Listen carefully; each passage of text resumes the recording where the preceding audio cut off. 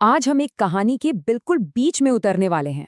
एक ऐसा सीन जो डर, रहस्य और हिम्मत से लबालब भरा हुआ है। हम ये समझेंगे कि कैसे बस एक ही पल में एक पूरी दुनिया खड़ी हो जाती है, किरदार जिंदा हो उठते हैं और एक ऐसी कहानी बनती है जो याद रह जाए। तो चलिए सीधे एक्शन में कूदते हैं। तो कहानी हमें कहीं और नहीं बल्कि सीधे एक्शन के बीचों बीच फेंक देती है। गड़गड़ाहट की आवाज की दिशा में मुड़ते हुए कई गुलामों ने अपने सिर उठाए, सिर्फ ये देखने के लिए कि ऊपर से उन पर चट्टाने और बर्फ के भारी भरकम टुकड़े बरस रहे हैं। मतलब कोई चेतावनी नहीं, कोई तैयारी का मौका नहीं, बस चारों तरफ अफरा तफरी और खौफ। तो सीन कुछ यूं है। पहाड़ पर कहर बरपा है। गुलाम जो पहले ही अपनी जिंदगी की जंग लड़ रहे थे, अब एक और बड़ी आफत में फंसने वाले हैं। लेकिन रुकिए, ये सिर्फ कोई कुदरती आफत नहीं है, ये एक जाल है।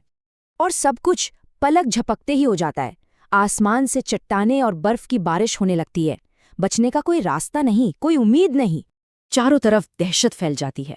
गुलाम चीख रहे हैं, अपनी ही जंजीरों में बुरी तरह उलझे हुए। सोचिए, जिन बेड़ियों ने उन्हें कैद कर रखा था, वो ही अब उनकी मौत का सामान बन जाती हैं। भागने का कोई रास्ता ही नहीं छोड़ती। और इस पूरी तबाही के बीच एक बहुत ही अजीब और डरावनी चीज नजर आती है। काली चट्टानों पर परछाइयां नाच रही थीं। ये एक इशारा था कि जो मुसीबत आ रही है वो किसी भी कुदरती आफत से कहीं ज्यादा खौफनाक है। और बस यहीं से कहानी एक बिल्कुल नया मोड़ लेती है। कुदरती आफत का डर अब पीछे छूटने वाला है, क्योंकि असली खतरा अब सामने आने वाला है। 4 मीटर, अंदाजा लगाइए ये कितना ऊंचा होगा। ये सिर्फ कोई राक्षस नहीं है, ये तो जैसे एक चलता फिरता पहाड़ है, और सिर्फ इसकी मौजूदगी ही दिल में दहशत पैदा करने के लिए काफी है। अब जरा इस जीव की बनावट पर गौर कीजिए। फटे हुए पीले धूसर बाल, 5 दूधिया कीड़ों जैसी आंखें जो बस घूरती रहती हैं, 2 बड़े हाथ जिनके सिरों पर हड्डियों के पंजे हैं, और फिर 2 छोटे हाथ जिनकी उंगलियां बिल्कुल इंसानों जैसी हैं, जो इसे और भी ज्यादा अजीब और डरावना बना देती हैं। और उसका जबड़ा उस्तरे जैसे तेज दांतों से भरा हुआ। लेकिन सबसे खौफनाक बात, उसकी त्वचा के नीचे कुछ लगातार रेंग रहा है, मानो उसके अंदर कोई और भी हो। अब इतनी दहशत और खौफ के बीच हमारे हीरो सन्नी का दिमाग क्या सोचता है? वो मन ही मन कहता है, खैर ये तो बहुत ज्यादा है। ये जो डार्क ह्यूमर है ना, ये एक पल के लिए हमें उस खौफ से बाहर निकालता है और सन्नी के कैरेक्टर की एक गहरी झलक देता है कि वो कितने शांत दिमाग का है। लेकिन अगर किसी को लगा कि डर यहीं खत्म हो गया, तो वो गलत थे। कहानी अब और भी ज्यादा भयानक होने वाली है, क्योंकि अब डर सिर्फ बाहर से नहीं बल्कि अंदर से हमला करेगा। जरा इस सीन की कल्पना कीजिए। सनी एक लाश के नीचे दबा हुआ है। वो उससे निकलने की कोशिश कर रहा है, और तभी उसे उस मुर्दा जिस्म की त्वचा के नीचे कुछ रेंगता हुआ महसूस होता है।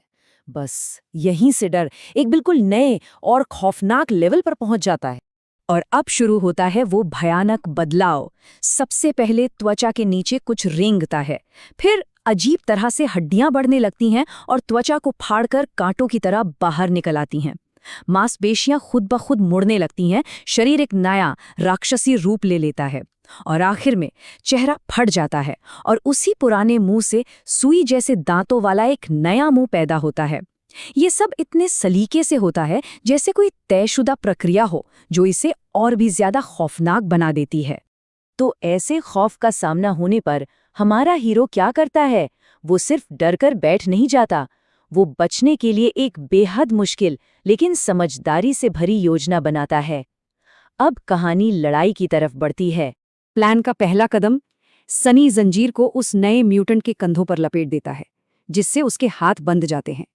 ये उसकी हाजिर जवाबी दिखाता है कि कैसे वो अपने आसपास की चीजों का इस्तेमाल करना जानता है। वो डर से जम नहीं जाता, वो एक्शन लेता है। लेकिन ये सिर्फ उसकी अकेली लड़ाई नहीं है। वो अपने साथी गुलामों पर चिल्लाता है, ऐसे खींचो जैसे तुम्हारी जान इसी पर टिकी हो। यहाँ दांव पर सबकी जिंदगी है और मिलकर काम करना ही बचने का इकलौता रास्ता है। अब आता है प्लान का दूसरा और कहीं ज्यादा खतरनाक हिस्सा। वो अपनी ही बेड़ियों की जंजीर को उस जीव की गर्दन के चारों ओर लपेट देता है। ये एक बहुत ही ज्यादा जोखिम भरा कदम है, जो उसे सीधे उस राक्षस के खतरनाक पंजों की पहुंच में ले आता है। और ये है लड़ाई का आखिरी और सबसे थका देने वाला हिस्सा। अपनी पीठ को एक लीवर की तरह इस्तेमाल करके वो अपनी पूरी ताकत से जंजीर को खींचता है। ये कोई सजी धजी लड़ाई नहीं है, ये ताकत और हिम्मत का सीधा सीधा मुकाबला है। लेकिन ये लड़ाई सिर्फ जिस्मानी ताकत की नहीं थी। यहीं से कहानी जिस्मानी लड़ाई से दिमागी उलझन की तरफ मुड़ती है। यहाँ दुनिया का एक नियम तोड़ा गया है और असली खौफ यही है। और तभी सन्नी के दिमाग में एक ख्याल आता है, ये सही नहीं है। और इसका मतलब ये नहीं कि ये गलत हो रहा है, बल्कि इसका मतलब है कि ये नामुमकिन है। देखिए, इस दुनिया में एक जादू है जिसे स्पेल कहते हैं, और उसके अपने कुछ नियम हैं। लेकिन जो अभी हो रहा है वो उन सारे नियमों की धज्जियां उड़ा रहा है। और यहीं से खड़ा होता है सबसे बड़ा सवाल। एक टायरेंट, जो कि एक बहुत ही ताकतवर जीव है, वो पहले नाइटमेयर में क्या कर रहा था? नाइटमेयर इस दुनिया के सबसे खतरनाक इलाके हैं, और हर इलाके का अपना एक लेवल होता है। एक टायरेंट का यहाँ होना ये हो ही नहीं सकता। ये एक ऐसा सवाल है जो इस दुनिया के बारे में हमारी पूरी समझ पर ही सवालिया निशान लगा देता है। तो सबसे जरूरी बात यह है, इस दुनिया में नाइटमेयर के जीवों की एक पूरी रैंकिंग है, और एक टायरेंट, एक ऐसा जीव जो खुद की नकलें बना सकता है, वो इस रैंकिंग में 5वें नंबर पर आता है, यानी सॉवरेन या संप्रभु लेवल पर। उसे पहले नाइटमेयर में होना ही नहीं चाहिए था। ये एक ऐसी गड़बड़ी है जो इस दुनिया के सारे कायदे कानूनों को ताक पर रख देती है। और फिर जीत का ऐलान होता है। आपने एक सुप्त जीव, माउंटेन किंग्स लार्वा को मार डाला है। मतलब जीत तो पक्की हो गई, लेकिन ये शब्द लार्वा और सुप्त ये रहस्य को और भी ज्यादा गहरा देते हैं। इसका मतलब तो ये हुआ कि ये उसका असली पूरा रूप था ही नहीं। लड़ाई के बाद आने वाली वो सिस्टम की आवाज सन्नी के लिए ये उसकी जिंदगी की सबसे खूबसूरत आवाज थी। ये उसकी बेइंतहा राहत को दिखाता है, एक ऐसी राहत जो उस खौफनाक सच्चाई से बिल्कुल उल्टी है जिसका अभी अभी उसे पता चला है। और हम इस कहानी को एक बहुत ही बेचैन कर देने वाले सवाल पर छोड़ते हैं।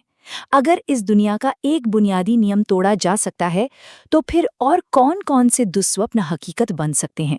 ये एक ऐसा ख्याल है जो इस दुनिया के खतरों को बेहिसाब और बेकाबू बना देता है और सोचने पर मजबूर करता है कि आगे क्या आने वाला है।